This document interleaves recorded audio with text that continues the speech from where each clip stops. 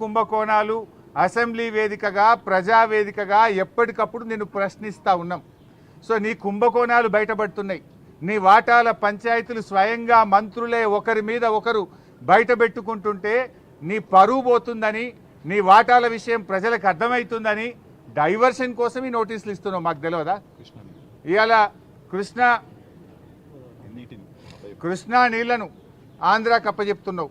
అదేవిధంగా గోదావరి నీళ్లను ఇవాళ చంద్రబాబు నాయుడు గారి ప్రభుత్వం, ఆంధ్రప్రదేశ్ ప్రభుత్వం గోదావరి నీళ్లను మళ్లించి మరి బనకచెర్లకు నల్లమల్ల సాగర్ తీసుకుపోతుంటే నీ చేతగాని తనాన్ని ఎప్పటికప్పుడు నిలదీసింది బీఆర్ఎస్ పార్టీ, ప్రశ్నించింది బీఆర్ఎస్ పార్టీ, నీ యొక్క బండారాన్ని బయటపెట్టింది బీఆర్ఎస్ పార్టీ. సో నువ్వు అచేతనం అయిపోయినావు. నువ్వు నీదంతా బయటపడిపోతా ఉంది కనుక ఈ డైవర్షన్ టాక్టిక్స్ చేస్తున్నావు. మాకు తెలియదా? నువ్వు ఎన్నికలకు ఈ డ్రామాలు ఆడుతుంటావు. పంచాయతీ ఎన్నికల ముందు అప్పుడేమో మా కేటీఆర్ గారికి నోటీస్ ఇస్తావు. ఇప్పుడు మున్సిపల్ ఎన్నికలకు రేపో మాపో నోటిఫికేషన్ వస్తుంది కనుక మాకు నోటీస్ ఇస్తా ఉన్నావు. నీ సంగతి తెలియదు ఏముంది?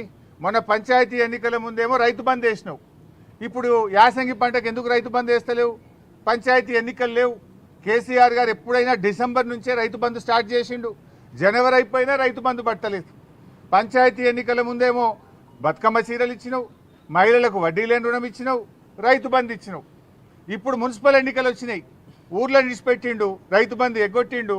ఇప్పుడు ఇవాళ నుంచి పట్టణాల్లో బతుకమ్మ చీరలు వస్తారట, ఇవాళ నుంచి పట్టణాల్లో మహిళలకు వడ్డీ లేని రుణం ఇస్తారట.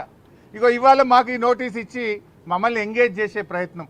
అంటే పొలిటికల్గా బీఆర్ఎస్ పార్టీ థ్రెట్గా ఆయన ఫీల్ అవుతా ఉన్నాడు. పంచాయతీ ఎన్నికల్లో రేవంత్ రెడ్డి అంచనాలు తప్పినాయి. 40% సర్పంచులు గెలిచి బీఆర్ఎస్ పార్టీ అద్భుతమైన విజయాన్ని సాధించింది. దాంతో ఆయనకు దిమ్మ తిరిగిపోయింది. ఈ మున్సిపల్ ఎన్నికల్లో కూడా మళ్ళీ బీఆర్ఎస్ పార్టీ బలమైనటువంటి ప్రత్యర్థిగా ఉంది కనుక ఈ డ్రామాలన్నీ షురూ చేసిండు.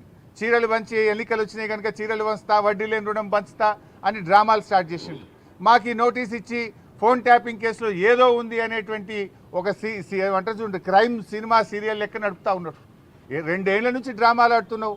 ఆల్రెడీ నువ్వు గతంలో నా మీద ఫోన్ ట్యాపింగ్ కేసు పెడితే హైకోర్టు కొట్టేసింది, సుప్రీంకోర్టు కూడా కొట్టేసింది. నీ చెంప చెల్లుమనే విధంగా తీర్పు ఇచ్చింది.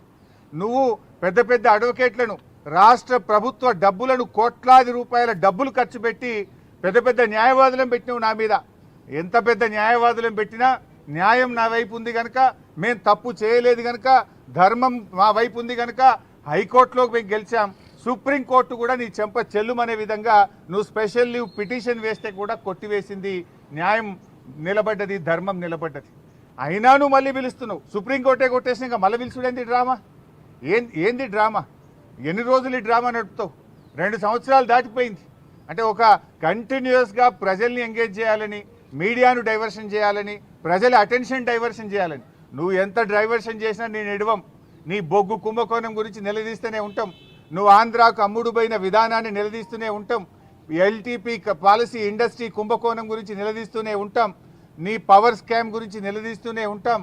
నీ యొక్క అవినీతి బాగోతాలు అన్నీ కూడా బయట పెడుతూనే ఉంటాం.